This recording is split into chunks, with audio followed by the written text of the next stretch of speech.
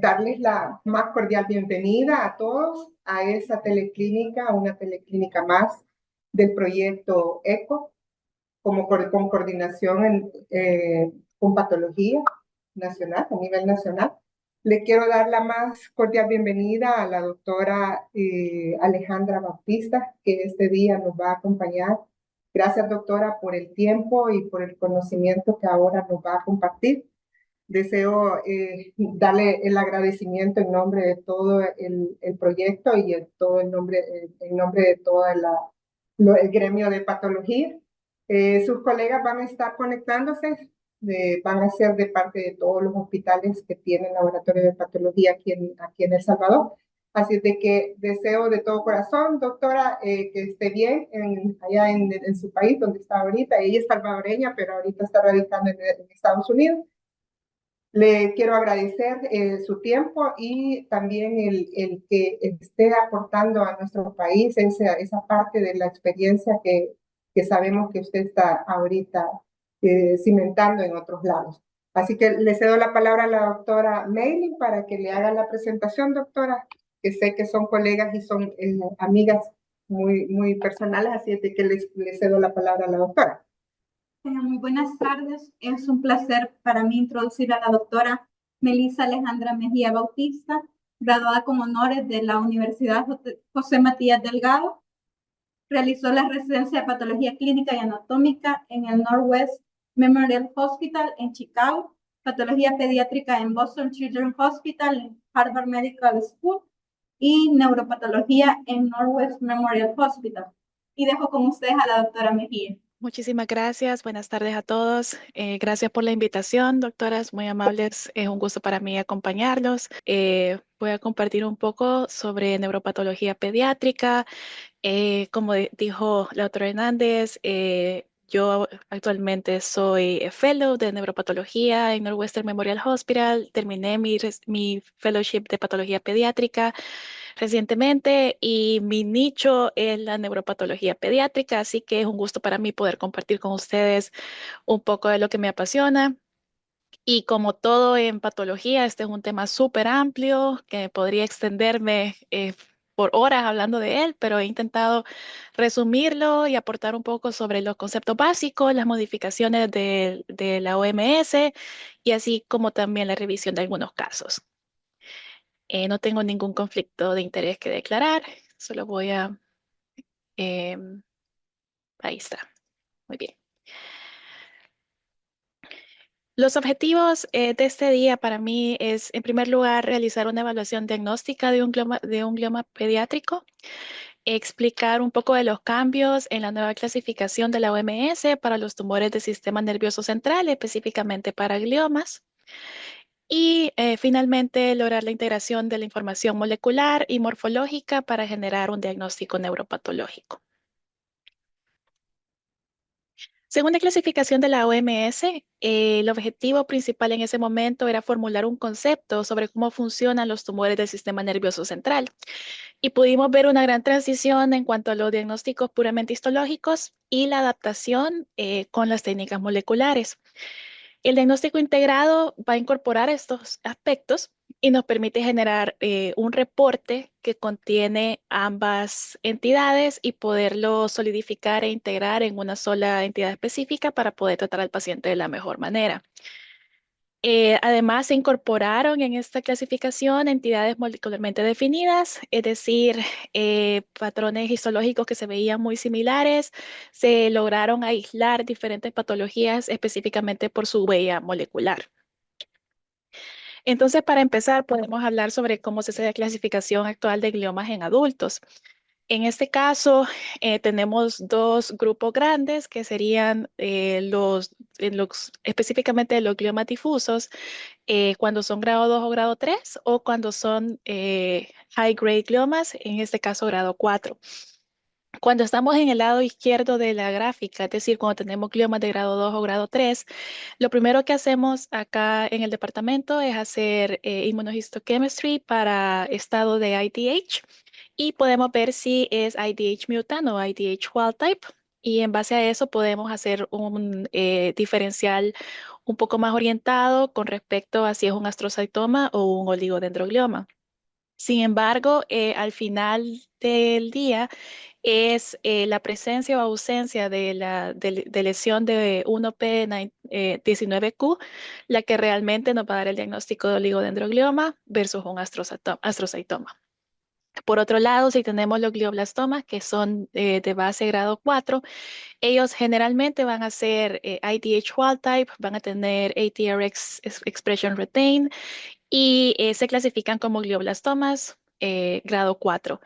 Sin embargo, también tenemos aquellos que están más en la línea media, en los cuales hacemos testing para histonas, como sería H3K27M, y en base a eso podemos también determinar el pronóstico de los pacientes. Entonces, los gliomas en adultos, en ese momento, la gran mayoría de la clasificación se hace en base a la parte molecular, iniciando siempre con nuestro diagnóstico histológico para poder orientarnos en qué grado estamos y de ahí pasar a la clasificación específica con lo molecular. Esto de por sí, a mi manera de ver, ya es un reto grande poder clasificar un tumor adulto en la categoría que amerita. Y los tumores pediátricos son incluso un poco más complejos que esto, pero es lo que vamos a ver en este día. El abordaje molecular que hacemos incluye una serie de técnicas, incluyendo PCR, para buscar ciertas mutaciones, como en genes de MGMT, TERT. También buscamos específicas fusiones que pueden estar presentes en los gliomas, específicamente todo para buscar el mejor tratamiento posible para el paciente. También hacemos Next Generation Sequencing de los tumores, específicamente en meningiomas y en otro tipo de tumores hacemos microarray para ver cómo están los cromosomas de estos pacientes.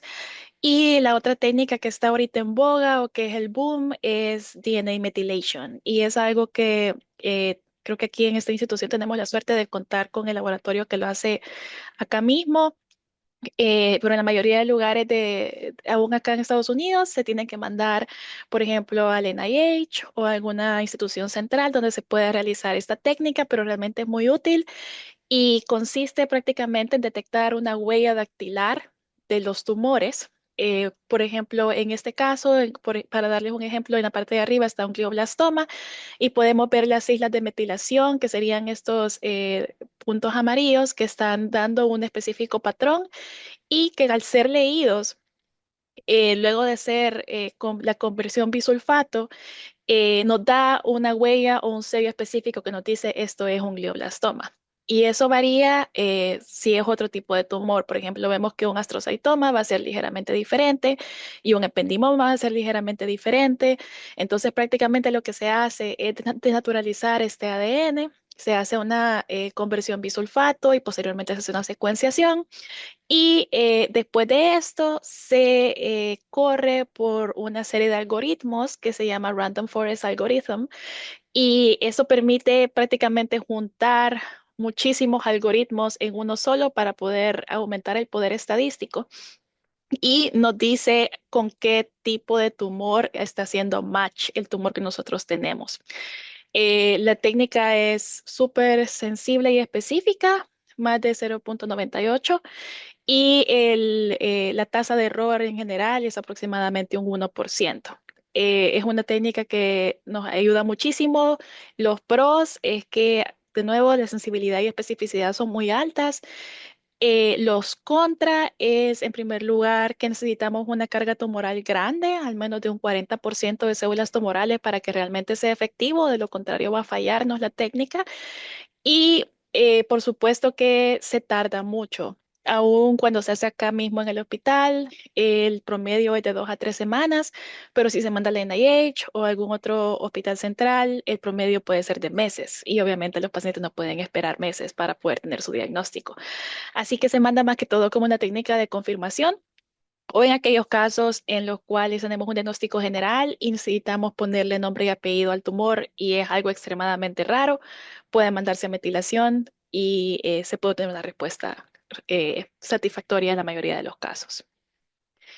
De nuevo, ¿cómo funciona? Pues el tumor de interés se naturaliza, prácticamente es como, yo le digo, una caja negra porque uno mete el tumor, el tejido, y luego por bioestadística y por bioinformática se compara con la referencia de otros miles de tumores que están en la base de datos.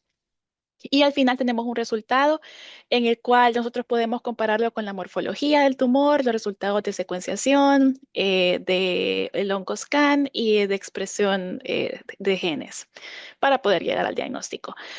Así es como se ve el reporte que recibimos de parte del Laboratorio de Biología Molecular y podemos ver que nos dice con cuál tumor se está alineando mejor y todos aquellos scores que son arriba de 0.9 se consideran positivos y también nos genera un mapa en el cual podemos ver a cuál de los otros tumores se está acercando. Por ejemplo, cuando hay casos en los que es un resultado indeterminado o incluso negativo, a pesar que no haya un match específico, podemos acercarnos y ver, bueno, se acerca más a este tipo de tumor. Comparemos ahora con la histología, las características de immunohistochemistry y ya podemos intentar llegar a un diagnóstico integrado. Ahora volviendo hacia los tumores pediátricos del sistema nervioso central, esos tumores representan aproximadamente el 25% de todos los tumores que surgen en niños menores de 18 años y es la causa más común de muerte relacionada con tumores en este grupo etario. Hay desafíos particulares porque son tumores pediátricos e incluyen la vulnerabilidad única del sistema nervioso central en los niños porque sabemos que es un cerebro que se está desarrollando y que cualquier tipo de entidad que interfiera con este proceso puede tener consecuencias a largo plazo para estos niños. Además, son tumores sumamente heterogéneos entre ellos. Cada uno pueden ser entidades muy raras, entonces hacer cohortes que realmente tengan un valor estadístico significativo es un reto grande. Generalmente se necesitan estudios internacionales donde muchas instituciones participen para poder recolectar los casos suficientes. Para sumarle a ese reto, también hay heterogeneidad intratumoral, porque podemos ver que el mismo tumor en diferentes slides se ve diferente y puede tener incluso diferentes mutaciones. Además, muchos de esos tumores tienen resistencia a regímenes quimioterapéuticos convencionales y tenemos también falta de disponibilidad de tratamientos que penetren el cerebro, lo cual hace un reto más grande. Ahora, la clasificación del 2021, que hay de nuevo en pediatría. En primer lugar, podemos ver que hubo una gran reestructuración de los gliomas difusos porque incorporamos entidades distintas de tipo pediátrico versus el tipo adulto. O sea, ahora tenemos una clasificación específica para gliomas de adultos y ahora una clasificación específica para gliomas pediátricos. Y también tenemos entidades que son definidas únicamente de manera molecular. Por otro lado, tenemos reestructuración de pendimomas para reconocer distintas características basadas en la ubicación. Pueden ser espinales o de otro tipo. Además, tenemos tumores embrionarios que son definidos molecularmente. Y también podemos pasar de grados basados en el nombre de la entidad a grado dentro de una entidad que se han subestratificado. Entonces, es complejo, realmente tiene muchísimos retos poder clasificar este tipo de tumores en pediatría, el número de casos es limitado, la cantidad de estudios que se puede hacer con respecto al tratamiento también es limitado porque son niños y la manera en que se comportan esos tumores es altamente variable entre pacientes. Entonces, lo que hoy quisiera revisar con ustedes son algunos casos y podernos guiar. Dentro del caso clínico y ver cuál es el resultado final. El primer caso es una niña de 3 meses que se presenta con un síndrome diencefálico en nistagmo y ustedes pueden ver una gran masa, más que todo en línea media. La bebé presentó un rápido deterioro clínico a pesar de estar con quimioterapia, con vinblastina y se decidió realizar una biopsia. Este es como se ve en baja magnificación. Podemos ver que es un tumor hipercelular. Definitivamente no luce como cerebro normal. debería haber más parénquima eosinofílico, pero en este caso luce bastante celular. En mayor magnificación vemos que hay algunos linfocitos también que están en medio de la neoplasia. Los vasos se ven bastante delgados, no particularmente llamativos. Tenemos algunas neuronas en medio. Y tenemos dentro de esas neuronas que llaman la atención, algunas lucen un poco más dismórficas, de nuevo un tumor bastante celular. Tenemos eosinophilic granular bodies en la parte del background, que generalmente esto nos ayuda a pensar que este tumor ha estado ahí por algún tiempo y que generalmente son de menor grado. Y también vemos algunas de estas como neuron-like structures que tienen dos núcleos, así que se ve bastante dismórfica. En este caso, este es el índice de proliferación, un poquito más alto de lo que esperábamos, quizás como un 3 a 5%. Y en este caso lo que tenemos es un glioma pediátrico de bajo grado. Este tipo de gliomas es una neoplasia que es la más común en niños en el sistema nervioso central y es bastante diferente al glioma de bajo grado como se clasifica en adultos. Entonces esto crea bastante confusión en cuanto al manejo y al tipo de tumor del cual estamos hablando. Esto es prácticamente un grupo histológicamente diverso de tumores que surgen en todo el sistema nervioso central, pueden ser espinales, y ahora se han categorizado bajo uno de los siguientes. Puede ser un glioma difuso de bajo grado tipo pediátrico, gliomas astrocíticos circunscritos o tumores glioneuronales y neuronales. Entonces, así es como la OMS ahora hace la nueva clasificación en la cual, como mencionaba antes, tenemos una categoría diferente para los gliomas de tipo adulto versus los gliomas de tipo pediátrico. Están los de alto grado, que voy a hablar un poquito más adelante, y los de bajo grado, que son, como les mencionaba, astrocíticos, glioneuronales, neuronales, y pueden diferenciarse de manera histológica y algunos tenemos que son específicamente diferenciados por técnicas moleculares, así como Plenty y otros que tenemos acá. El diagnóstico, eh, la gran pregunta en general para este tipo de gliomas es el diagnóstico molecular versus el diagnóstico histológico. Y realmente creo que ha quedado claro que las técnicas moleculares son algo que acompaña al diagnóstico histológico en la mayoría de los casos y la base siempre debe ser la histología. La impresión que nos da un tumor es sumamente importante y nos pasa, de hecho, justo ahora, hace un rato, vimos un tumor que en methylation hizo match con un tipo de tumor específico que no lucía para nada, como lo que estamos viendo en el microscopio.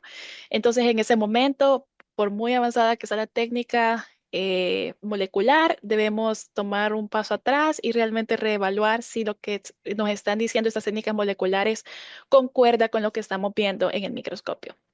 ¿Realmente necesito la parte molecular? En muchos tumores sí, específicamente porque nos permite abrir opciones terapéuticas para los pacientes. ¿Y qué significa la parte molecular? Es realmente hasta qué punto puedo interpretar estos diagnósticos como algo cierto, de nuevo en base a lo que estoy viendo en la histología. Entonces, este es uno de los estudios más grandes que se ha hecho respecto a gliomas pediátricos de bajo grado. Fue hecho en Canadá y se estudiaron más de 1,000 pacientes y podemos ver que al menos un tercio de estos tumores estaban asociados a neurofibromatosis tipo 1 y otro tercio estaba asociado a mutaciones de BRAF, B600E, y el otro tercio asociado a fusiones de BRAF. Estos constituyen la mayoría de los tumores que se vieron en ese cohorte y luego vemos que tenemos otras entidades específicas que son menos frecuentes pero que también se asocian directamente con un tipo de mutación. Entonces tenemos una lista que se genera con específicos tumores y el gen característico que está asociado a ese tumor. Y tenemos, por ejemplo, los astrocitomas pilocíticos, que sabemos que están asociados a BRAF, NF1, otros tumores, por ejemplo, angiocentric glioma, que sabemos que les gusta tener una MIF fusion en muchos casos, Plenty, que es un tumor que prácticamente es definido de manera molecular y que también le gusta manifestarse con una fusión de FGFR2. Entonces podemos tener una asociación directa entre el gen y el tumor pediátrico. Y esto se vio claro en este paper del 2020, en el cual podemos ver que la mayoría de pilocytic astrocytomas tenían una fusión de BRAF, pero siempre hay un pequeño porcentaje en el cual algo no termina de encajar y puede verse asociado con otro tipo de mutaciones. Por ejemplo, para gangliogliomas, la mayoría van a tener mutaciones de BRAF V600E, pero también puede tener otro tipo de mutaciones, como en la RAS-MAPK kinase pathway. DNET generalmente tienen FGFR1, pero también puede tener otro tipo de mutaciones. Entonces, esa es la diferencia con los gliomas pediátricos, en los cuales sí tenemos mutaciones que son características de cierta entidad, pero no definen la entidad en muchas ocasiones. Entonces, realmente necesito pruebas moleculares para este tipo de gliomas. Para entidades que son morfológicamente clásicas y se hizo una resección total macroscópica, la histología sola puede ser suficiente. Y esto de nuevo, pilocytic astrocytomas es el ejemplo clásico en el cual se hace la resección completa, el tumor es bien característico cuando uno lo ve en el microscopio, de bajo grado. Entonces uno realmente dice, bueno, puedo confirmar la fusión, qué bueno, pero si no puedo, no pasa nada, el paciente va a estar bien, tengo un diagnóstico y no va a cambiar su manejo. Pero ¿en qué situaciones la caracterización molecular es útil? Cuando se está considerando radiación en los pacientes y se necesita mayor orientación pronóstica, lo hacemos porque muchas veces podemos usar diferentes inhibidores para en las fusiones, por ejemplo, si están asociados con RET o con otros partners, podemos buscar bloqueadores que son específicos para esa fusión. Si la biopsia es pequeña y no estamos seguros si es de bajo grado o de alto grado, lo cual es, como ustedes saben, muy frecuente, las biopsias tienden a ser bastante pequeñas y a veces queda la pregunta si esto es de alto grado o de bajo grado porque ni siquiera puedo ver el tumor en contexto con parénquima normal. Y la otra situación es cuando tenemos una lesión en crecimiento que fue resectada de manera incompleta y que puede ser potencial para terapia dirigida. Sabemos que quedó tumor residual y sabemos que va a recurrir y podemos estar planeando ya en un futuro cuál va a ser el siguiente paso para estos pacientes. Entonces, la supervivencia va a variar en dependencia del estatus molecular y podemos ver en esta gráfica que ciertas mutaciones, por ejemplo, H3K27ME, que está en este color morado, realmente es una situación en la cual los pacientes tienen una supervivencia bastante limitada en comparación con otros tipos de mutaciones, como sería NF1, que los pacientes tienen una mejor supervivencia comparado con otro tipo de mutaciones.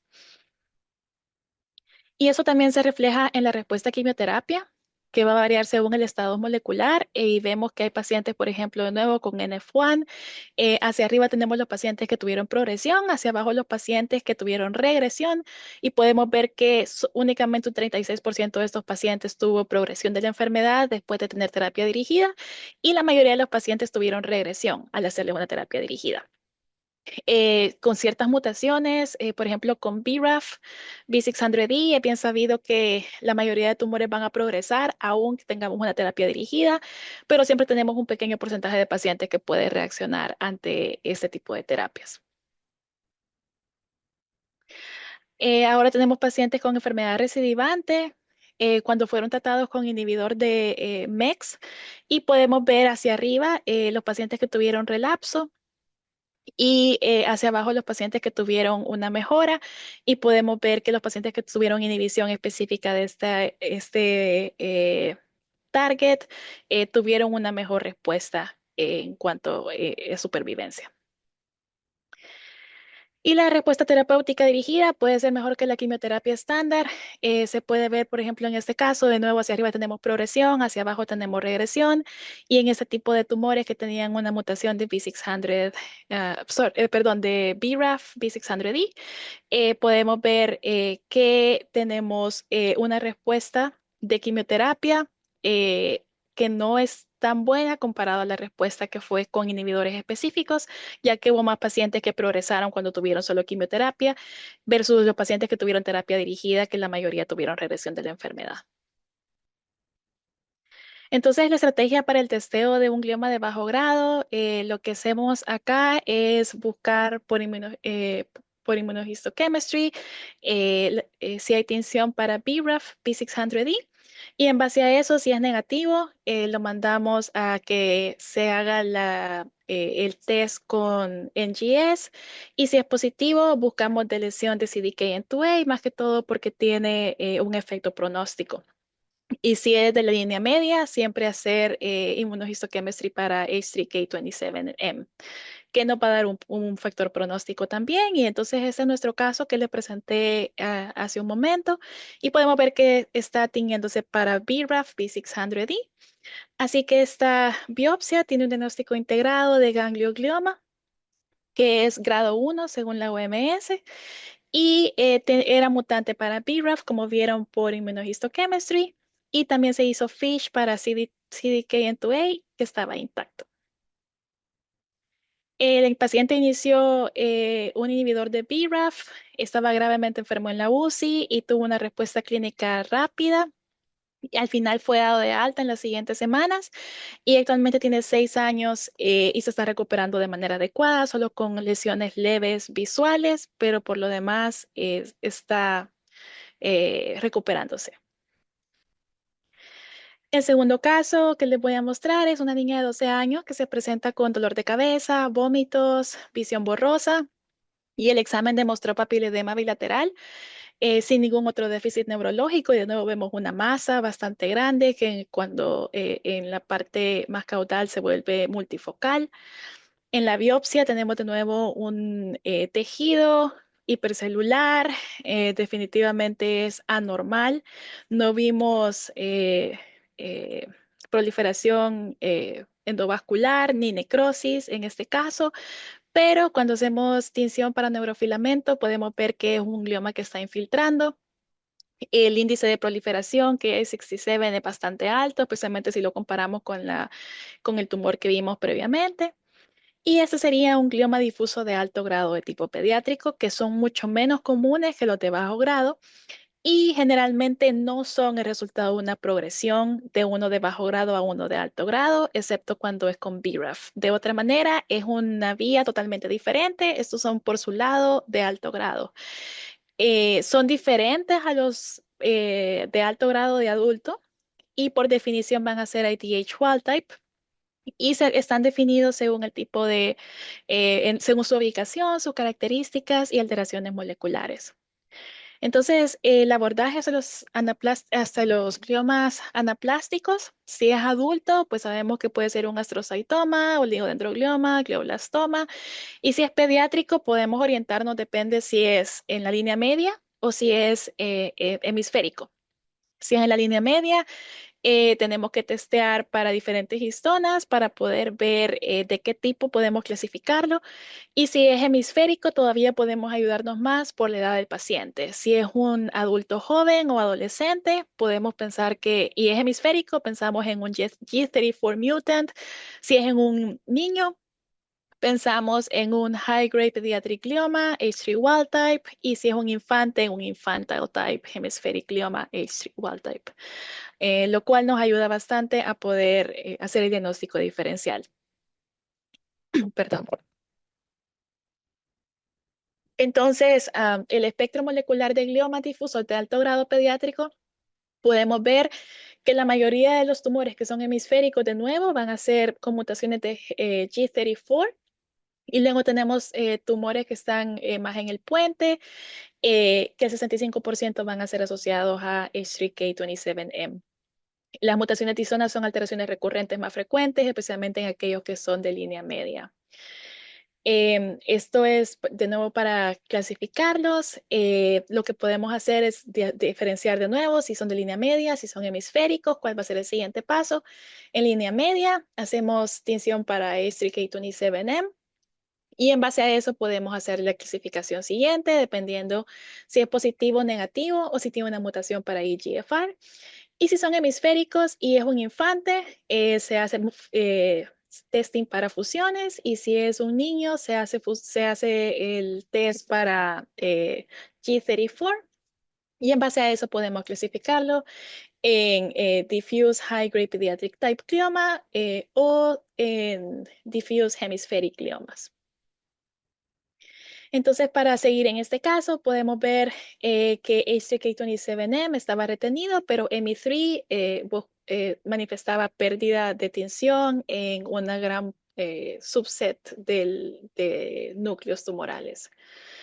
ATRX estaba retenido, P53 estaba aumentado en su expresión, así que esta biopsia talámica, el diagnóstico integrado fue un glioma difuso de línea media con alteración de H3K27 ME3, y es un grado 4 debido a esta alteración de histonas, y como vimos teníamos pérdida de H3K27M por immunohistochemistry. Una vez vino el diagnóstico por NGS, se puede complementar el diagnóstico integrado corregido, en el cual ya se asuma que esta mutación fue corroborada por NGS y que también se vio una mutación de P53, ya teníamos una indicación de ella debido al patrón de tinción que tuvimos con P53. Ahora bien, este tipo de gliomas que son difusos de la línea media, H3 mutantes, son comúnmente vistos en la infancia. Pueden ocurrir a cualquier edad, particularmente si son fuera del puente, y eso lo podemos ver acá en esta gráfica. Esos son tumores que tenían esta mutación, y si es fuera del puente, podemos ver que se extiende el patrón de edad hasta arriba de los 40, 50, 60 años. Y si es en el puente, pues se limita a pacientes que son más jóvenes. Pero en general tienen muy mal pronóstico. Es lo que está más a la izquierda de la curva de supervivencia, lo cual no es bueno para los pacientes, y tienen un pronóstico muy limitado, menos de un año de vida generalmente en estos casos. Ahora, la recomendación según la OMS, es limitar el diagnóstico de este tipo de mutaciones a gliomas que son difusos, porque la siguiente pregunta sería, ¿será que tengo que hacer esta tinción o este test en todos los gliomas o en todos los tumores cerebrales que me encuentre para ver si tienen un mejor o peor pronóstico? Y la recomendación que hay en ese momento es que solo debe hacerse si es un glioma que es difuso. En otro caso, todavía está en estudio. Parece ser que sí tiene un peor pronóstico independientemente si son ependimomas o si son otro tipo de gliomas. Sin embargo, la recomendación es limitarlo únicamente para gliomas difusos en el área clínica. Lo que vemos en las tinciones es que realmente hay una pérdida de la expresión nuclear de la tinción debido a una mutación en este gen, PRC2. Que genera una pérdida de la metilación y, como podemos ver en este caso, pérdida de la tinción. Pero se empezaron a ver ciertos casos en los cuales había pérdida de tinción y no se encontraba la mutación. En esos casos, lo que se pudo investigar es que también hay mutaciones de este otro gen que es llamado SHIP, y es un gen que está en la misma línea de H3K27M, y se mantiene la pérdida de la tinción que vemos una vez tenemos la immunohistochemistry, pero la prueba genética van a estar negativas porque es un gen diferente. Pero en general, el pronóstico es el mismo, siempre va a ser malo, y lastimosamente siempre también se mueve hacia la izquierda la curva de supervivencia. El otro tema que está en boga en este momento es el glioma difuso de la línea media que es EGFR mutant, y en estos casos podemos ver, por ejemplo, ese tumor que es bitalámico. Pueden tener H3K27M mutations, pero generalmente tienen más mutaciones de EGFR y también tienen un pronóstico reservado. Entonces, en conclusión, para este tipo de gliomas de alto grado de línea media, se clasifican en base a qué tipo de histona es la que tiene mutante, y también la otra clasificación es si es EGFR mutant, como le mostré en el último bitalámico, o si tienen overexpression o mutación en SHIP, que es otro caso en el cual tendríamos pérdida de la atención con una NGS que está intacta para esta histona. El tercer caso que tengo es un niño de 7 meses que se presentaba con mala alimentación y circunferencia cefálica aumentada. Podemos ver que es un tumor bastante grande. Se hizo una resección parcial debido a la dificultad del procedimiento. Y de nuevo vemos un tumor hipercelular, se ve un poco más pobremente diferenciado, tiene un aspecto un poco más primitivo comparado a los previos, pero siempre parece que es de diferenciación glial. Todavía tenemos en el background estos procesos fibrilares que nos ayudan a darnos cuenta que aún parece ser un glioma. El índice de proliferación, de nuevo, está bastante alto. Reticulina no está particularmente aumentada. Es parcialmente positivo para GFAP, que es nuestra tinción glial. OLIC2, que también es glial, pero es de manera nuclear, también está bastante positivo. Y synaptophysin, que tiene varias como parches positivos. En este caso, de nuevo nos referimos a nuestra tabla de gliomas anaplásicos. Podemos darnos cuenta que es un glioma de tipo pediátrico.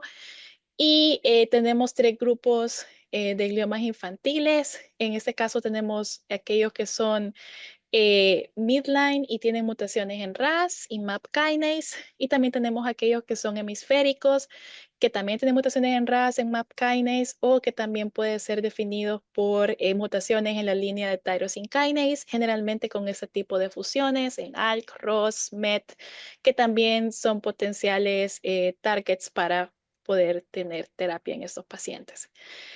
Este es un glioma hemisférico de tipo pediátrico. Son aquellos que surgen en la primera infancia, en la mayoría no menores de 1 año. De nuevo, albergan mutaciones en este tipo de receptores de tirosina quinasa. El resultado es mejor que en los gliomas de alto grado de niños mayores y las fusiones, como les mencionaba, pueden ser objetivo terapéutico. El resultado molecular de ese tumor que ustedes vieron reveló una fusión con ClipMet y esta es una fusión que puede ser dirigida con terapia específica. Así que el diagnóstico fue un glioma hemisférico infantil con esta fusión MET positiva. El bebé fue tratado con quimioterapia y actualmente está sin tratamiento y se desarrolla bastante bien. Luego tengo rápidamente tumores pediátricos asociados a síndromes. De nuevo, este tema es extenso, así que he intentado hacerlo como poder dirigir la atención a entidades específicas que encontramos en el día a día y aquellas que son un poco más raras, pero que se definen para cierto tipo de síndromes. En este caso tenemos una mujer de 17 años que se presentaba con dolor de cabeza intratable, visión doble, vemos la masa más que todo intraventricular y resultó ser un tumor del plexo coroideo que tenía abundantes mitosis y pérdida de la morfología normal papilar y se hizo el diagnóstico de un carcinoma de plexo coroideo. Sabemos que cuando no se puede clasificar entre benigno o maligno, quedamos en medio y puede ser un papiloma típico de plexo coroideo, pero en este caso teníamos más de 5 mitosis por 10 high power fields. Y estos tumores representan el 80% se presentan en niños, generalmente en los ventrículos laterales y generalmente se presentan con metástasis al momento del diagnóstico, así que son bastante agresivos. Se ven asociados a síndrome de Li-Fraumeni, que sabemos que está asociado a muchos otros tumores porque es una mutación del gen TP53. Y específicamente si se ve la presencia si se hace el diagnóstico de un carcinoma de plexus coroideo, el paciente debe recibir testing para Li-Fraumeni. Otros síndromes asociados, hay Cardi syndrome, que son más raros, pero que también pueden verse en el día a día.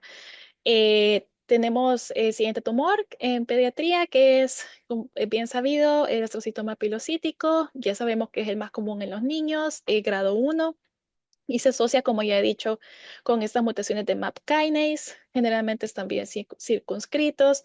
Sabemos que tiene células bipolares con regiones que pueden ser más mixoides y las famosas Rosenthal fibers, que son las que no son específicas, pero sí se ven frecuentemente.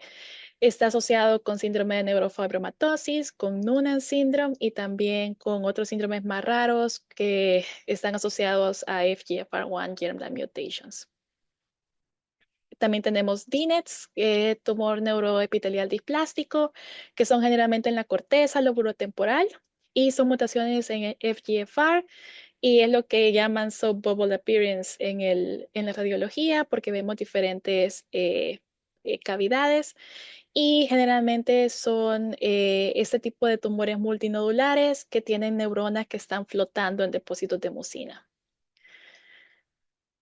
Síndromes asociados, de nuevo neurofibromatosis, Noonan y también tenemos familias que pueden tener mutaciones germline en toda la familia.